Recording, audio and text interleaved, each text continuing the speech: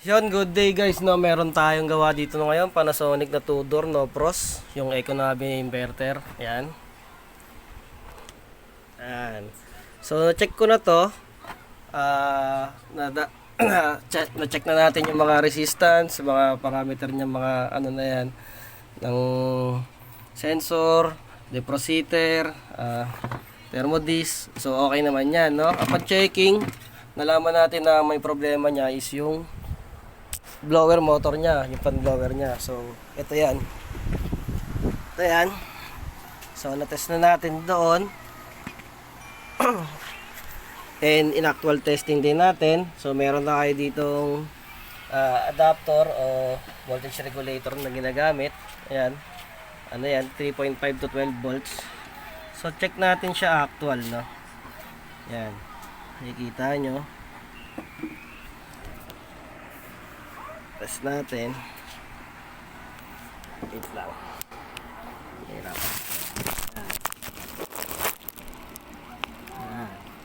Test natin kung iikot siya, no? So, ito yan. Positive, negative lang naman to. Positive, pag dikitin lang natin. Ito negative. So, wala talaga. Wala siyang response, hindi talaga siya umiikot. So, sira talaga ang pan motor blower at pan blower niya. So, meron tayo ditong dala. Umorder tayo sa tropa nating technician. Ayan. So, pinikap ko na lang kasi malapit lang. Siya nga pa, dito pala tayo sa Tondo, no? Tondo, Manila. So, actual test din natin to. So, yun. Ayan, positive.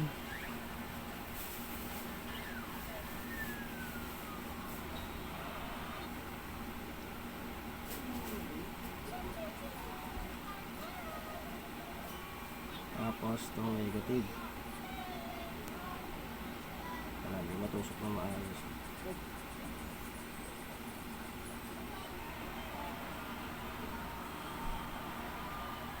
So ayan. So alam na kagad ng sira, no? So kabit na natin to. Ayan. Kabit na natin to. Then balikan ko kayo sa outcome pagtaas natin ikabit. Problema niya kasi, hindi siya nakakapag frost o nakapagpayelo. Then, hilaw, parang hilaw ang lamig niya. So, kasi, nangyayari, nabubuuan siya ng yelo dito sa labas. Kaya siya nabubuuan kasi, wala nagdi-distribute ng lamig sa baba, saka dito sa freezer. No? So, kabit muna natin, then balikan ko kayo pagtapos. Ayan, nagbabalik tayo, no? So, nakabit na natin siya. Okay na, maandar na. Kung maririnig niya, paparinig ko. Ayan. So, yan, okay na siya, no? Done fix na tayo dito. Then, yung condenser niya, kabilang gilid, maganda na rin ang heating. So, mga 1 week daw na nagagamit nila sir to, wala na silang nararamdamang ding init. Tama ba sir? Tama. Wala sila nararamdaman. So, kabilaan yan. So, malamig ang binubugay, ay malamig ang ano niya, paligid ng freezer. Pero hindi siya nakapagbuo ng yelo. So, di talaga siya makapagbuo ng yelo kasi sira yung fan blower. Siya kasi yung nagpapaikot o nagdi-distribute ng lamig mismo ng evaporator para dito sa freezer, saka dito sa refrigerator. No? So, okay na yan. Monitoring na lang to kay Laser. Siyempre, paggamit, magagamit nila to ngayon. Testing nila kung makapagpayelo na sila hanggang kinabukasan. Now, ulit, dito tayo sa Tondo. Yan, shoutout ka Laser. Yung lalagyan ng tukod, yung paa. Ayan, sir. Shoutout. Thank you. Yan. So, okay na to. Done fix na tayo, guys. Magliligpit na lang tayo. So, mahusay ka na magaling. Alin dun yung tama, sir?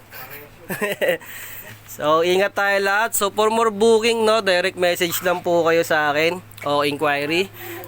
Janaris Cartojano o kaya sa page ko po na Sun Aircon and Refrigeration Services. So, pati automatic washing, meron tayo niyan. So, gumagawa tayo ng ref, any brand, aircon, any brand, and automatic washing machine, any brand, front load or top load, no? Pati deep cleaning o kung anong mang service about dun sa unit na meron tayo. So, direct message lang po kayo sa akin, and ako po mismo ang sasagot sa inyo sa mga inquiry nyo para po makapag-book tayo ng schedule, no? Yun lang. So, ingat tayo lahat, guys, no? God bless sa ating lahat. Sir, shout out. Thank you. So, God bless and peace.